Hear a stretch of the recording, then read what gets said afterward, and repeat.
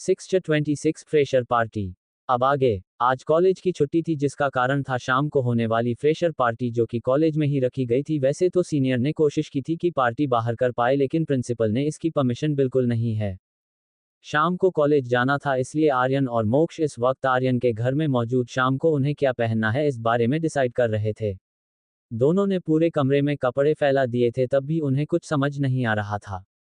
सारे कपड़ों को एक तरफ करते हुए मोक्ष बिस्तर पर बैठ गया। इस वक्त वो बहुत ही ज्यादा कंफ्यूज नजर आ रहा था। कितना मुश्किल होता है यार कपड़े डिसाइड करना। वैसे तो 1 मिनट में समझ आ जाता है लेकिन जब भी किसी खास मौके पर तैयार होने की बात होती है तो मेरा दिमाग लड़कियों की तरह काम करने लगता है। समझ ही नहीं आता क्या पहनूं।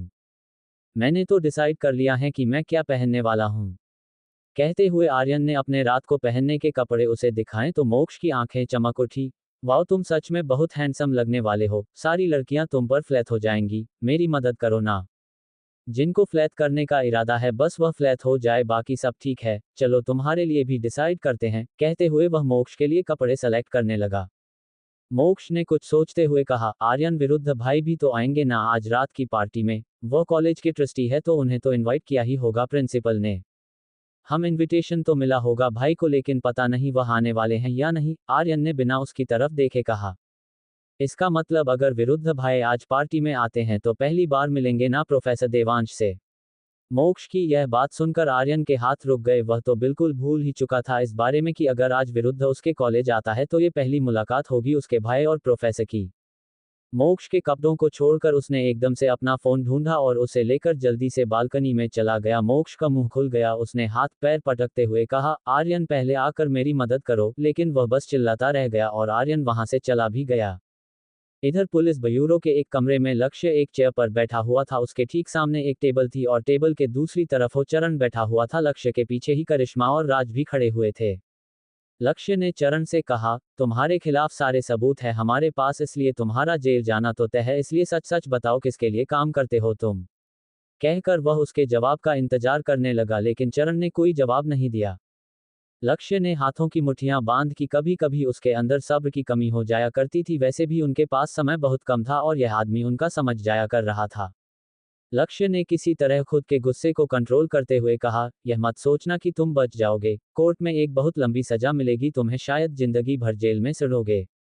तुम्हारी इन धमकियों से मैं नहीं डरने वाला हूं इंस्पेक्टर। और तुम कितनी भी कोशिश कर लो मैं अपने मालिक का नाम तुम्हें नहीं बताने वाला। तुम मेरी नहीं खुद की चिंता करो क्योंकि मैं तो यहाँ से जल्द ही आज़ाद हो जाऊंगा। मेरा मालिक मुझे ज्यादा दिन तक यहाँ रहने नहीं देगा। कहते हुए उसके होठों पर एक तिरछी मुस्कान आ गई। लक्ष्य का गुस्सा उसकी बात सुनकर बढ़ गया। क्या पुलिस वालों को इतना कमजोर समझ रखा था इन लोगों ने जो इतने विश्वास के साथ यहाँ से भागने की बात कह रहा था।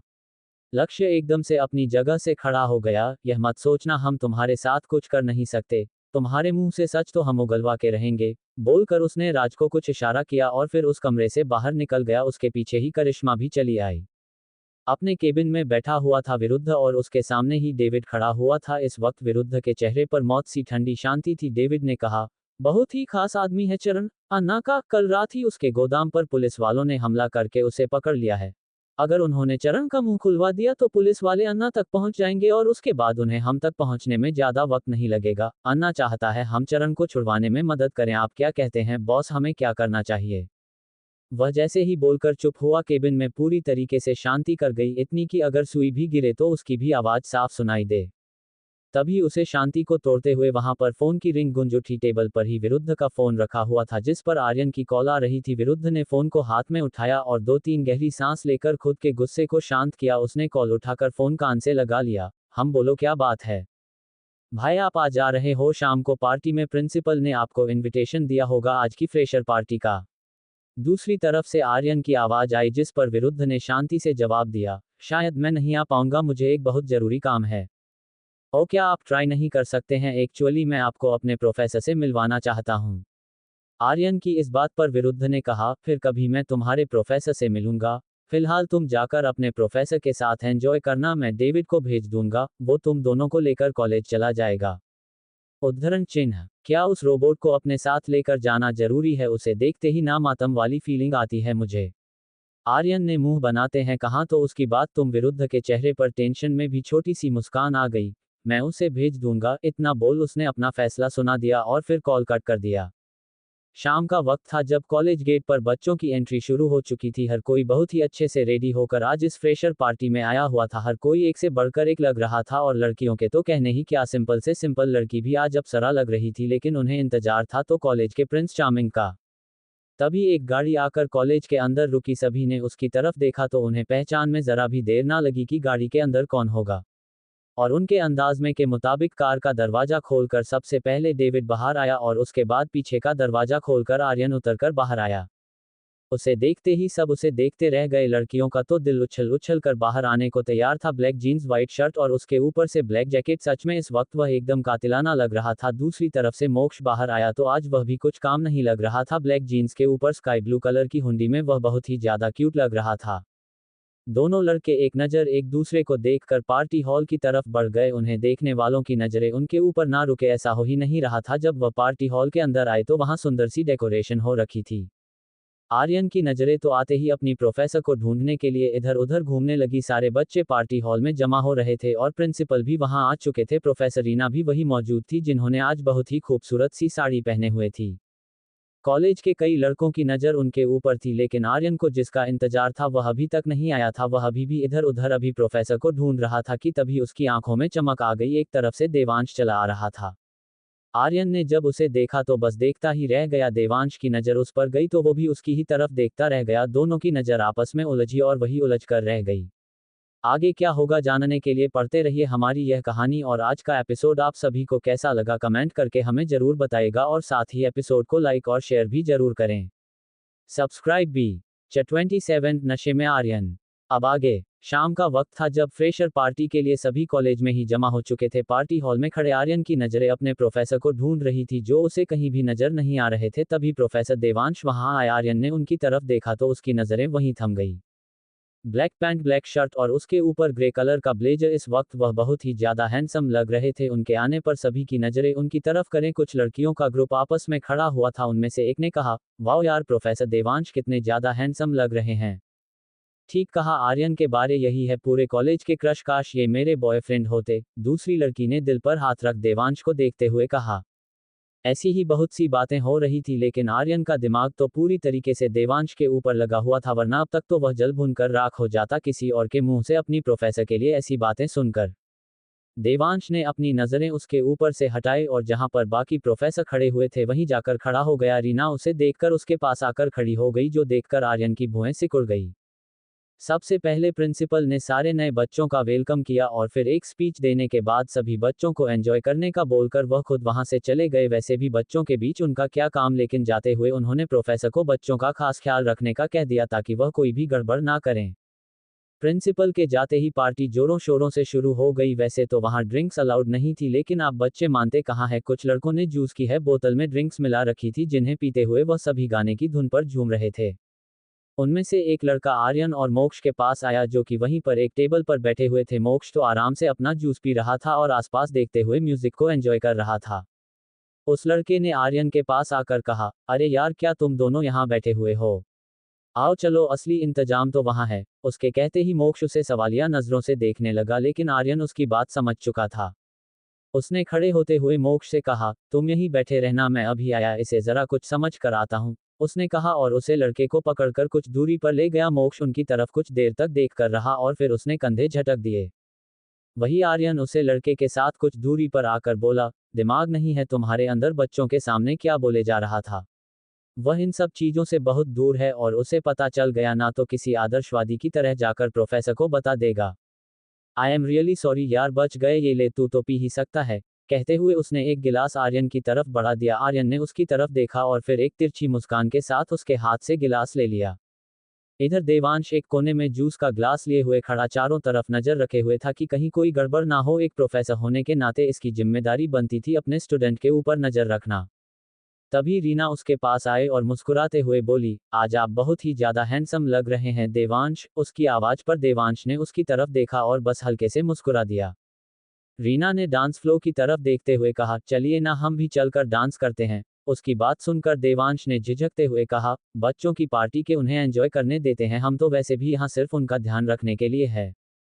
Come on Devansh, old professor की तरह बात मत कीजिए, चलिए ना, मजा आएगा, हम भी डांस करते हैं। रीना ने उसे फोर्स करते हुए कहा, जबकि देवांश का बिल्कुल भी मन नहीं था। मन क्या, उसे ऐसी चीजों में बिल्कुल भी इंटरेस्ट नहीं था। वही रीना की बातें सुनकर कुछ स्टूडेंट भी उनकी तरफ चले आए। एक लड़की ने कहा, हाँ प्रोफेसर, आप भी कीजिए ना डांस, और वैसे भी एक तरीके से यह पार्टी आपके लिए भी है, क्योंकि आप ही तो अभी अभी कॉलेज में आए हैं। जाए ना, आप दोनों डांस कीजिए।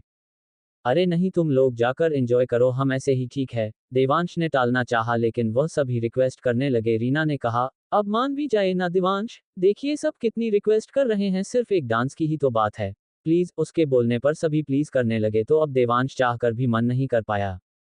उसने सभी को हाथ दिखाकर शांत करते हुए कहा, अच्छा अच्छा, शांत हो जाओ, ठीक है। उसके कहते ही सभी खुश हो गए। रीना ने तुरंत ही उसकी बाजू पकड़ लिया और उसे लेकर डांस फ्लो की तरफ आ गई। एक लड़के ने जाकर तुरंत ही गाना चेंज करवा दिया, जिसकी वजह से सभी का ध्यान देवांश और रीना की तरफ आ गया और उन्होंने हुटिंग करना शुरू कर दिया। सॉन्ग प्ले हुआ और इसके साथ ही रीना ने अपना एक हाथ उसके कंधे पर रखकर दूसरे हाथ से उसका हाथ थाम लिया। देवांश ने भी दोनों के बीच दूरी बनाते हुए धीरे से अपना हाथ उसकी कमर पर रखा, लेकिन उसने हाथ को साड़ी के ऊपर रखा था। गाने के धुन पर दोनों धीरे धीरे डांस करने लगे, जिन्हें देखकर कुछ लड़के लड़कियां भी उनके साथ शामिल हो गए। इस शोर को सुनकर आर्यन का ध्यान भी उसे तरफ गया, तो एक पल में ही उसकी आंखें मौत सी ठंडी हो गई। वह अभी भी अपने दोस्तों के साथ बैठा हुआ ड्रिंक कर रहा था। मोक्ष ने भी जब उस नज़ारे को देखा तो उसकी भी आंखें बड़ी हो गई और अगले ही पल वह आर्यन को ढूंढने लगा, क्योंकि वह जानता था कि यह लड़का अपने गुस्से में कुछ भी कर सकता है। उसकी नज़र उससे कुछ भी दूरी पर बैठे आर्यन पर गई तो वो तुरंत ही उसके पास चला गया। आर्यन अपनी जगह से उठने ही वाला था कि मोक्ष ने उसके पास आकर उसका हाथ पकड़ लिया। उसने धीमी आवाज में कहा, नहीं आर्यन, यहाँ पर बहुत सारे लोग हैं और वह लोग सिर्फ डांस कर रहे हैं, इसमें कोई बड़ी बात नहीं है। प्लीज तुम कुछ भी मत करना, वरना बेमतलब का तमाशा हो जाएगा और शायद प्रोफेसर भी नाराज हो जाए। उसकी बातों को सुनकर आर्यन अपनी जगह तो बैठा रहा, लेकिन उसका चेहरा गुस्से में लाल होने लगा था।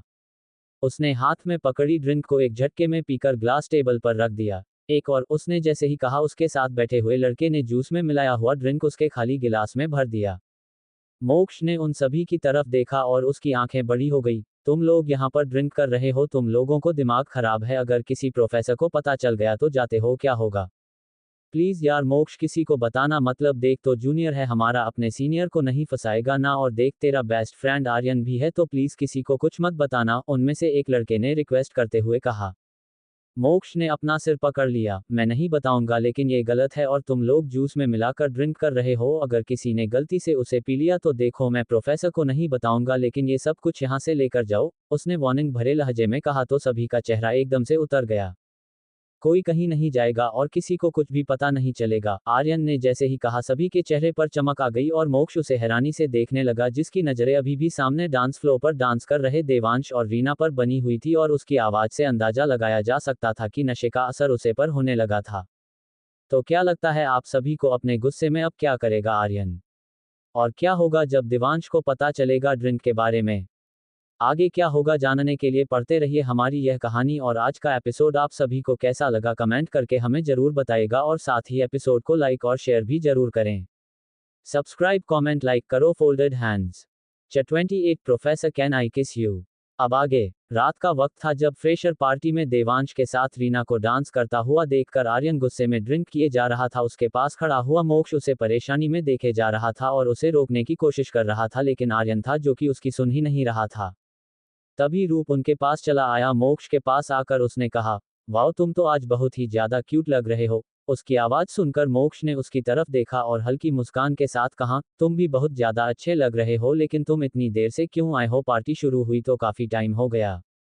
हाँ, एक्चुअली मैं ट्रैफिक में फंस गया था, बट इट्स ओके। वैसे भी मुझे ये सब इतना ज्यादा पसंद नहीं, लेकिन लाइफ में पहली बार था, इसीलिए मैं आ गया, रूप ने चारों तरफ देखते हुए कहा।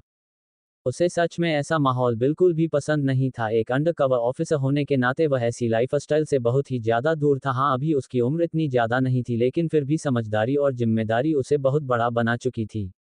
तभी पूरे पार्टी हॉल में तालियां की गड़गड़ाहट गूंज उठी। देवांश और रीना का डांस परफॉर्मेंस गाने के साथ खत्म हो चुका था। इसके तुरंत बाद ही देवांश रीना से दूर होकर पार्टी हॉल से ही बाहर निकल गया, क्योंकि वह अब कोई भी स्टूडेंट की फालतू से जिद पूरी करना नहीं चाहता था। ये देखकर मोक्ष ने गहरी सांस लेते हुए कहा, थैंक गॉड ये जल्दी खत्म हो गया। उसकी बात का मतलब रूप को समझ नहीं आया। क्या मतलब है तुम्हारा, क्या जल्दी खत्म हो गया? कुछ नहीं, मैं तो बस ऐसे ही, मोक्ष ने जबरदस्ती वाली मुस्कान के साथ कहा और फिर वह आर्यन की तरफ पलट गया, लेकिन उसकी आंखें बड़ी हो गई जब उसने आर्यन को वहां नहीं पाया। वह हैरानी से उसे इधर उधर देखने लगा। उसे ही देख रहे रूप ने कहा, तुम किसे ढूंढने लगे अब? उसके सवाल पर परेशान सा मोक्ष बोला, आर्यन को, वह अभी अभी यहीं पर बैठा हुआ था, पता नहीं अचानक से कहाँ चला गया। हाँ तो इतना परेशान क्यों हो रहे हो? बच्चा नहीं है, वह यही कही होगा, अपने दोस्तों एंजॉय कर रहा होगा, तुम भी एंजॉय करो। रूप ने आराम से कंधे उठाते हुए कहा, लेकिन मोक्ष के चेहरे से परेशानी बिल्कुल भी काम नहीं हुई। उसने मन में कहा, उसे पागल ने ड्रिंक कर रखी है, यही परेशानी वाली बात है। अगर किसी प्रोफेसर ने उसे पकड़ लिया तो लेने के देने पर जाएंगे। हे भगवान, ऐसा क्यों है ये लड़का? मुझे इसे ढूंढकर अब घर लेकर जाना होगा, इससे पहले कि यह कोई गड़बड़ कर दे। इतना सोचकर मोक्ष आर्यन को ढूंढने के लिए चला गया। उसके पीछे खड़े रूप ने उसे रोकने के लिए आवाज भी लगाई, लेकिन मोक्ष ने उसे अनसुना कर दिया। रूप का मुंह बन गया। मोक्ष, और कह सकते हो आर्यन के अलावा वह कॉलेज में किसी से बात भी नहीं करता था, और ऐसे में अब उसे यहाँ रुकना बिल्कुल भी ठीक नहीं लग रहा था, इसलिए वह भी पार्टी हॉल से निकालकर बाहर चला गया। इधर देवांश पार्टी हॉल से बाहर निकालकर एक कॉरिडोर में आगे बढ़ रहा था। शायद वह बस शोर शराबे से दूर जाने की कोशिश कर रहा था। वह आगे बढ़ ही रहा था, तभी किसी ने उसका हाथ पकड़कर उसे एकदम से अंधेरे में खींचकर दीवार से लगा दिया। देवांश एकदम से चौंक कर सामने देखने लगा। अंधेरा होने के कारण वह सामने वाले का चेहरा नहीं देख पा रहा था, लेकिन उसे अपने चेहरे पर पड़ रही वह गर्म सांस महसूस हो रही थी, जिसमें से उसे शराब की गंध भी आ रही थी। देवांश की आंखें बड़ी हो गई। आर्यन, उसने जैसे ही कहा। शायद अंधेरे में खड़ा आर्यन हल्के से मुस्कुरा दिया था। उसने देवांश के कान के करीब अपना चेहरा ले जाकर सेड्यूसिव वॉइस में कहा, क्या आप मुझे मेरी आहट से भी पहचानने लगे हैं प्रोफेसर? तुमने शराब पी हुई है? उसकी बातों को नजरअंदाज कर देवांश ने अपना ही सवाल किया। उसकी आवाज में हल्की सी नाराजगी झलक रही थी। इससे पहले कि वह दोनों ही कुछ कहते, किसी के कदमों की आहट उन्हें सुनाई देने लगी। देवांश ने जल्दी से आर्यन का हाथ पकड़ा और उसे लेकर वहां से जल्दी से चला गया। वह दोनों कॉलेज की बिल्डिंग से दूर कॉलेज कैंपस में आ चुके थे। यहाँ पर थोड़ी बहुत रोशनी थी और साथ में चांद भी अपनी रोशनी भी बिखेर रहा था।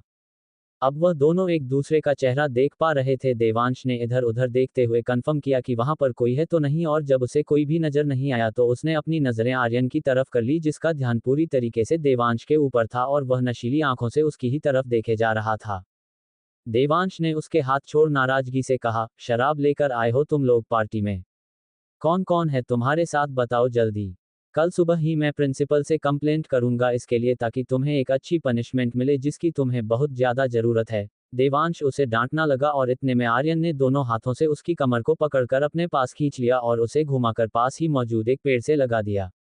देवांश आंखें बड़ी किए उसकी तरफ देखने लगा। वहीं आर्यन ने एक हाथ उसकी कमर से हटाकर उसके गाल पर रखा और बहुत ही प्यार से उसके गाल को सहलाते हुए कहा, मेरी पनिशमेंट की छोड़िए, सबसे पहले तो आपको पनिशमेंट की जरूरत है। मैंने कहा था ना, मेरे अलावा किसी और को करीब मत आने देना। फिर आपने क्यों किया उस लड़की के साथ डांस? उसकी बात सुनकर देवांश नजरें चुराने लगा। कैसे भूल सकता था वह आर्यन की धमकी को। उसने अपनी सफाई देते हुए कहा, देखो मैं खुद से नहीं गया था, वह तो प्रोफेसर रीना और बच्चों ने फोर्स किया, बस इसलिए। अगर मैं आपको फोर्स करूंगा तो क्या आप मेरे साथ भी ऐसी ही सभी के सामने डांस करेंगे? कहते हुए आर्यन अपने चेहरे को देवांश के करीब लाने लगा। देवांश ने उसके सीने पर हाथ रख दोनों के बीच दूरी कायम करते हुए कहा, कुछ भी मत बोलो आर्यन, और मुझे लगता है कि तुम्हें घर जाने की जरूरत है, तुमने बहुत ज्यादा ड्रिंक कर रखी है। की भी तो आपकी वजह से है ना, मेरा दिल जलता है आपको किसी और के करीब देखकर, और अभी भी जल रहा है। जब तक ये शांत नहीं हो जाता ना, तब तक ना मैं कहीं जाऊंगा और ना ही आपको जाने दूंगा प्रोफेसर। आर्यन ने उसकी आंखों में देखते हुए जिद से कहा। देवांश को उसकी आंखों में खुद के जुनून नजर आ रहा था। वह जुनून जो कुछ भी कर गुजरने को तैयार था। उसकी आंखों से ही उसके दिल के हाल का अंदाजा लगाया जा सकता था। अब देवांश परेशान हो चुका था इस लड़के से, उसके साथ साथ अब वह खुद को भी तकलीफ देने लगा था। वह दोनों ही एक दूसरे की बहुत करीब खड़े हुए थे, इतने की उनकी सांसें आपस में घुल रही थी। आर्यन का एक हाथ देवांश की कमर पर तो दूसरा हाथ उसके चेहरे को पकड़े हुए था, वही देवांश के दोनों हाथ उसके सीने पर रखे हुए थे। आर्यन की नजर देवांश की आंखों से होते हुए उसके होठों पर जा ठहरी। देवांश के पतले और गुलाबी होंठ उसे अपनी तरफ आकर्षित कर रहे थे। सब कुछ भूलकर वह बस उसमें मदहोश हो जा रहा था। आर्यन ने अपना अंगूठे से उसके होठों को सहलाया तो एक सिरहन देवांश को अपने शरीर में महसूस हुई। उसके दिल की धड़कनें तेज हो गई थी, लेकिन वह बिल्कुल खामोश खड़ा आर्यन को ही देखे जा रहा था। आर्यन में उसके होठों को सहलाते हुए मदहोश आवाज में कहा, प्रोफेसर कैन आई किस यू? ये सुनते ही देवांश की आंखें बड़ी हो गई और उसने डर का घूंट भर लिया। आगे क्या होगा जानने के लिए पढ़ते रहिए हमारी यह कहानी। और आज का एपिसोड आप सभी को कैसा लगा कमेंट करके हमें जरूर बताइएगा, और साथ ही एपिसोड को लाइक और शेयर भी जरूर करें। प्लीज सब्सक्राइब कमेंट लाइक करो फोल्डेड हैंड्स। 29 आगे मुझे कैसे संभालेंगे। अब आगे। रात का वक्त था जब कॉलेज कैंपस में आर्यन देवांश को एक पेड़ से लगाए हुए था। वह दोनों ही एक दूसरे के बहुत करीब खड़े हुए थे जब देवांश के होठों को अपने अंगूठे से सहलाते हुई आर्यन ने मदहोश आवाज में कहा, प्रोफेसर कैन आई किस यू। उसकी बात सुनकर देवांश की आंखें बड़ी हो गई है और दिल की धड़कनें तेज। उसका दिल इतनी तेजी से धड़कने लगा था जैसे अभी सीने से बाहर आ जाएगा। वही आर्यन उसके होठों की तरफ बढ़े जा रहा था। देवांश ने घबराहट में कहा, आर्यन तुम होश में नहीं हो अभी। आपको देखकर मैं वैसे भी होश में नहीं रहता, आर्यन ने धीमी और गहरी आवाज में कहा। अब वह देवांश के काफी ज्यादा करीब आ चुका था। उनके होठों के बीच बस कुछ इंच का फैसला था। देवांश ने एक बार फिर उसे रोकने की कोशिश करते हुए कहा, Aryan no please don't T stop me professor, I want to kiss you, I want. और अगर मैं रुका तो कहीं पागल ना हो जाऊं, आर्यन ने कहा और अगली ही पल देवांश के होठों पर अपना कब्जा मार लिया। देवांश की आंखें पल भर के लिए बड़ी हुई और फिर उसने उन्हें कस के बंद कर लिया। उसके हाथों की पकड़ भी आर्यन के कंधों पर कस चुकी थी। आर्यन बहुत ही सॉफ्टली उसके होठों को किस कर रहा था। उसकी आंखें सुकून से बंद थी और अब जाकर कहीं उसके जलते हुए दिल को राहत मिल रही थी। वह देवांश की कमर को पकड़े हुए उसे अपने और करीब करने की कोशिश कर रहा था और साथ ही साथ उसकी सॉफ्ट किस भी अब वाइल्ड होती जा रही थी। आर्यन अब बहुत ही पैशनेटली देवांश को किस कर रहा था। वह उसके होठों को बुरी तरीके से निचोड़ रहा था। देवांश बस आंखें बंद किए हुए हैं उसे महसूस कर रहा था और उसे अपनी मनमानी करने दे रहा था। बहुत देर बाद जब उसे सांस लेने में तकलीफ होने लगी तब उसने आर्यन के कंधों को धकेलना शुरू कर दिया। आर्यन को उसका दूर करना बिल्कुल भी अच्छा नहीं लग रहा था, लेकिन उसकी हालत को समझते हुए वह पीछे हट गया, लेकिन दूर बिल्कुल नहीं हुआ। उन दोनों के बीच अभी भी हवा जाने तक का भी रास्ता नहीं था। आर्यन के दूर होते ही देवांश गहरी गहरी सांस लेने लगा।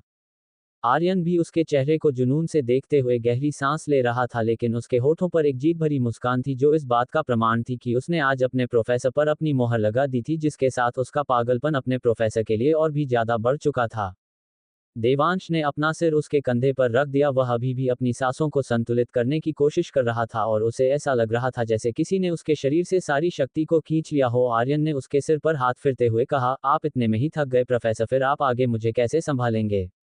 उसकी बात सुनकर देवांश ने चेहरा उठाकर उसकी तरफ देखा। उसका चेहरा लाल हो चुका था, जो गुस्से की वजह से था या शर्म की वजह से यह बता पाना मुश्किल था। उसने एकदम से आर्यन के कंधे पर मरते हुए कहा, मैंने मना किया था ना तुम्हें, फिर क्यों किया तुमने मुझे किस। क्या तुम्हें जरा भी डर नहीं है इस बात का कि मैं तुम्हारा प्रोफेसर हूं। Hey professor don't tea blame me, किसने कहा था आपको इतना हसीन बनकर आने के लिए। जब आप पहले से जानते हैं कि मैं आपके ऊपर कायल हूं तो क्या आज मुझे मारने का इरादा था। आपको देखकर मैं हर बार अपना कंट्रोल खो देता हूं, और आज तो इतने हैंडसम लग रहे हैं कि मन कर रहा है कि। वह इससे आगे कुछ कहता उससे पहले ही देवांश ने उंगली दिखाकर शांत कर दिया। हालांकि उसकी बातें सुनकर वह खुद शर्म से पानी पानी हुए जा रहा था। आर्यन के होठों पर तिरछी मुस्कान आ गई। उसने देवांश की उंगली को अपनी उंगली में उलझते हुए कहा, प्रोफेसर मेरा मन नहीं भरा क्या मैं आपको एक बार और किस कर लूं।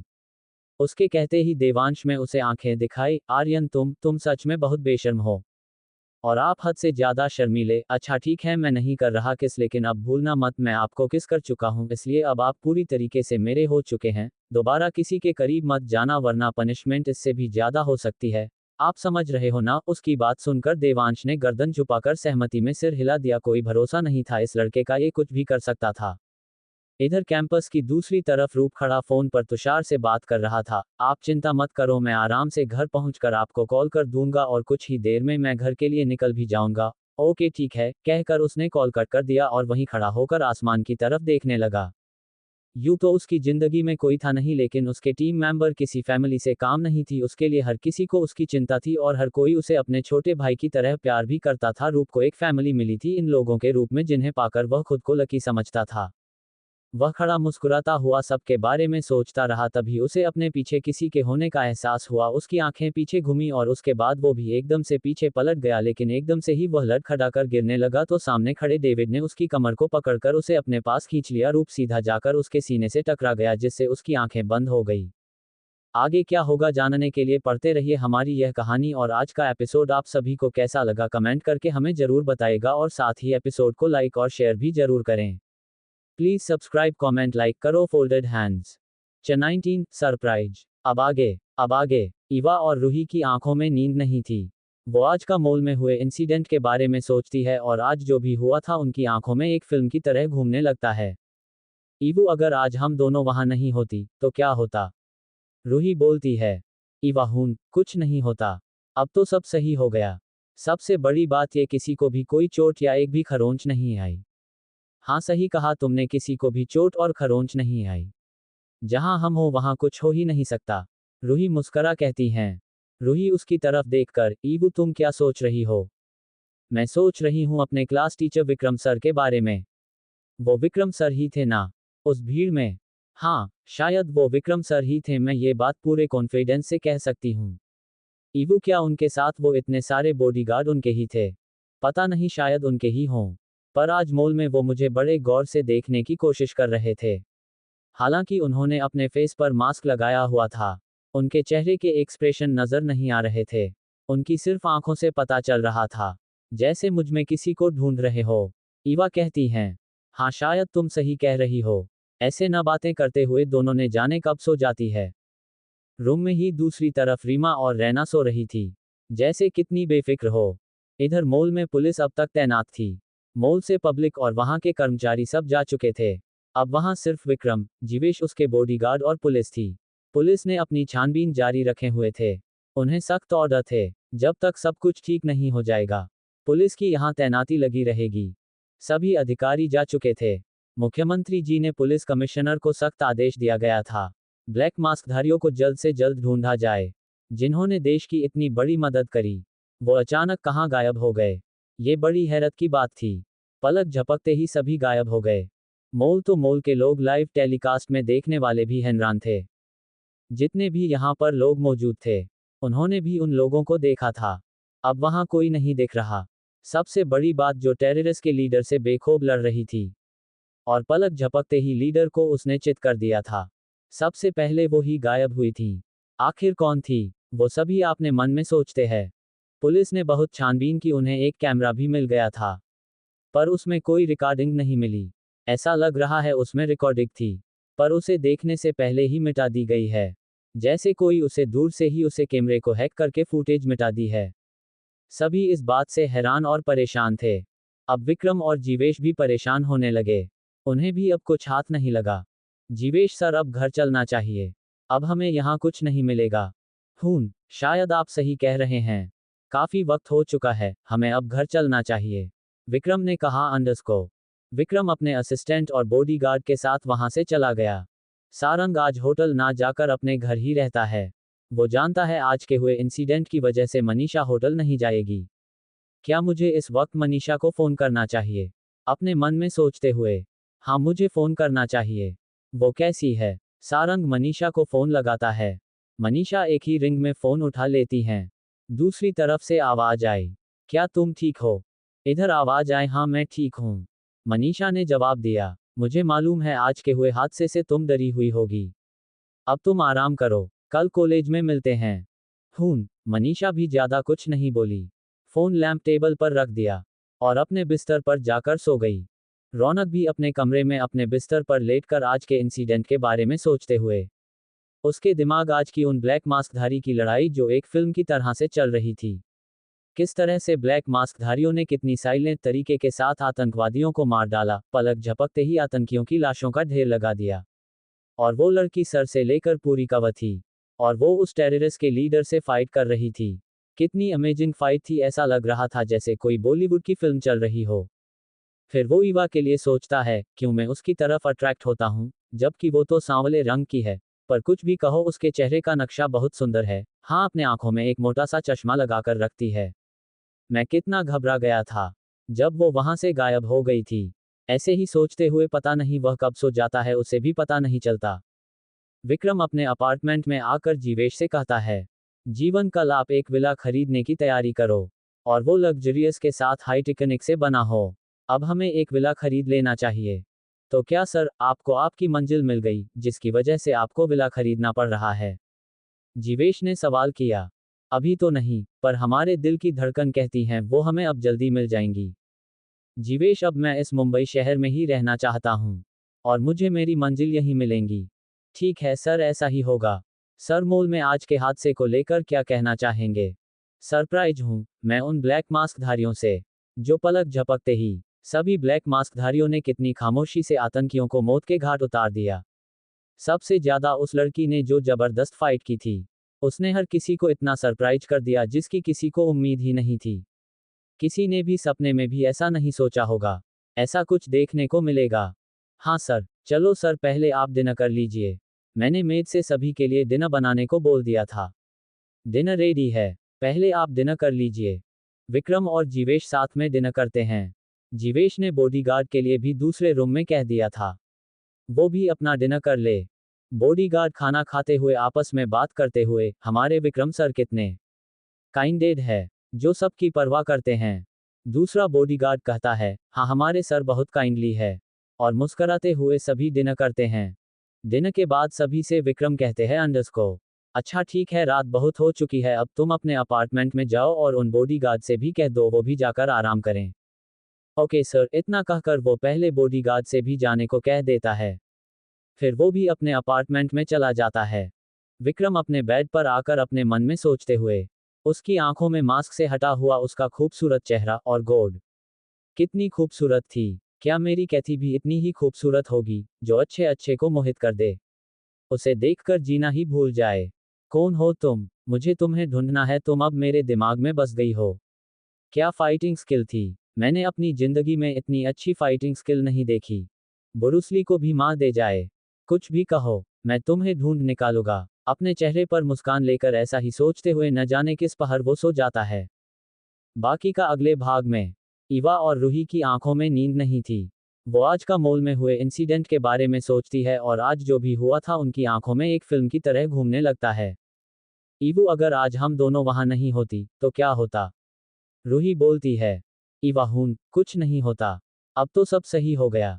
सबसे बड़ी बात ये, किसी को भी कोई चोट या एक भी खरोंच नहीं आई। हाँ सही कहा तुमने, किसी को भी चोट और खरोंच नहीं आई। जहां हम हो वहां कुछ हो ही नहीं सकता।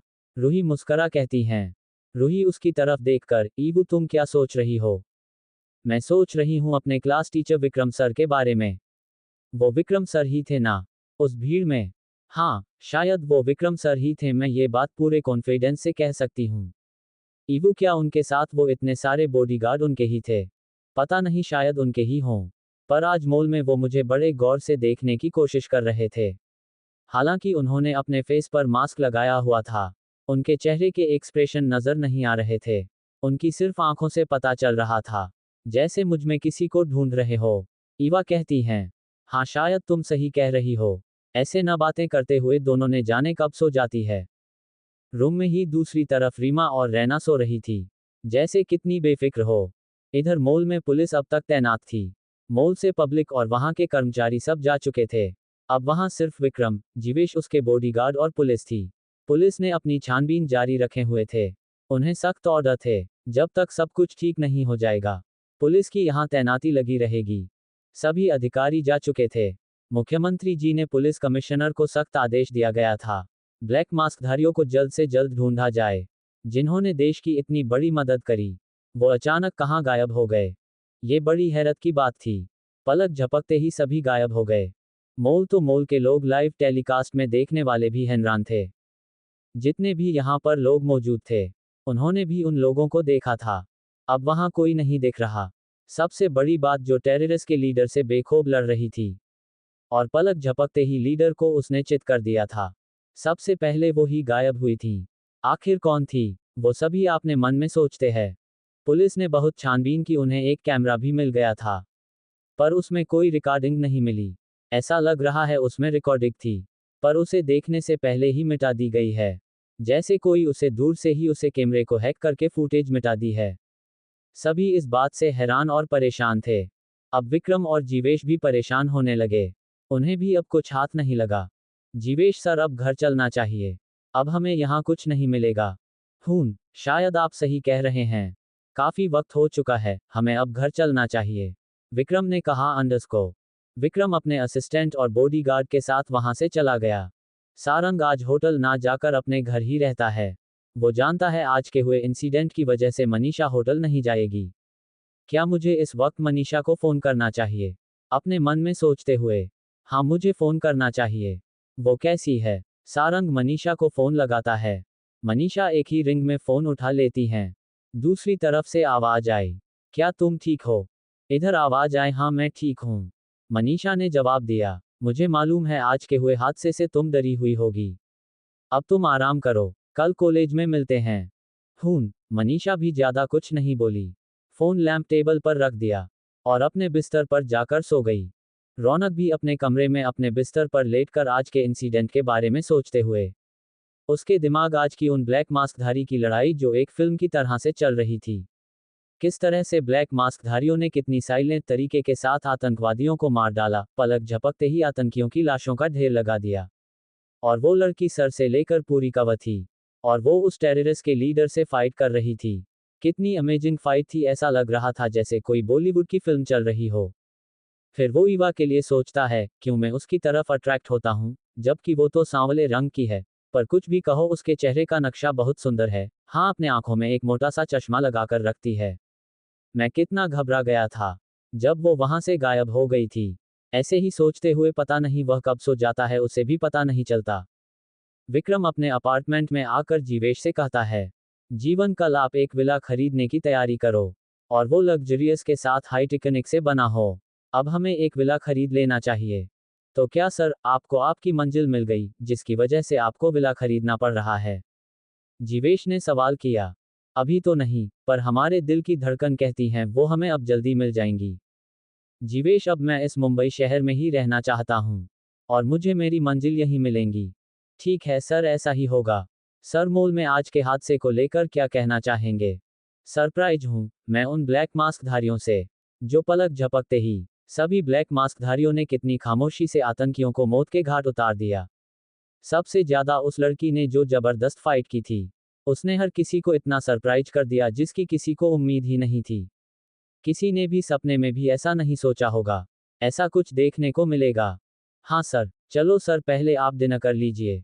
मैंने मेड से सभी के लिए डिनर बनाने को बोल दिया था। डिनर रेडी है, पहले आप डिनर कर लीजिए। विक्रम और जीवेश साथ में डिनर करते हैं। जीवेश ने बॉडीगार्ड के लिए भी दूसरे रूम में कह दिया था, वो भी अपना डिनर कर ले। बॉडीगार्ड खाना खाते हुए आपस में बात करते हुए, हमारे विक्रम सर कितने काइंडेड है, जो सबकी परवाह करते हैं। दूसरा बॉडीगार्ड कहता है, हाँ हमारे सर बहुत काइंडली है। और मुस्कराते हुए सभी डिनर करते हैं। डिनर के बाद सभी से विक्रम कहते हैं अंडरस्को, अच्छा ठीक है, रात बहुत हो चुकी है, अब तुम अपने अपार्टमेंट में जाओ और उन बॉडीगार्ड से भी कह दो वो भी जाकर आराम करें। ओके सर, इतना कहकर वो पहले बॉडीगार्ड से भी जाने को कह देता है। फिर वो भी अपने अपार्टमेंट में चला जाता है। विक्रम अपने बेड पर आकर अपने मन में सोचते हुए, उसकी आंखों में मास्क से हटा हुआ उसका खूबसूरत चेहरा और गोड कितनी खूबसूरत थी। क्या मेरी कैथी भी इतनी ही खूबसूरत होगी, जो अच्छे अच्छे को मोहित कर दे, उसे देखकर जीना ही भूल जाए। कौन हो तुम? मुझे तुम्हें ढूंढना है, तुम अब मेरे दिमाग में बस गई हो। क्या फाइटिंग स्किल थी, मैंने अपनी जिंदगी में इतनी अच्छी फाइटिंग स्किल नहीं देखी। ब्रूस ली को भी मार दे जाए। कुछ भी कहो, मैं तुम्हें ढूंढ निकालूंगा। अपने चेहरे पर मुस्कान लेकर ऐसा ही सोचते हुए न जाने किस पहर वो सो जाता है। बाकी का अगले भाग में। प्लीज सब्सक्राइब, कमेंट, लाइक करो। Folded hands.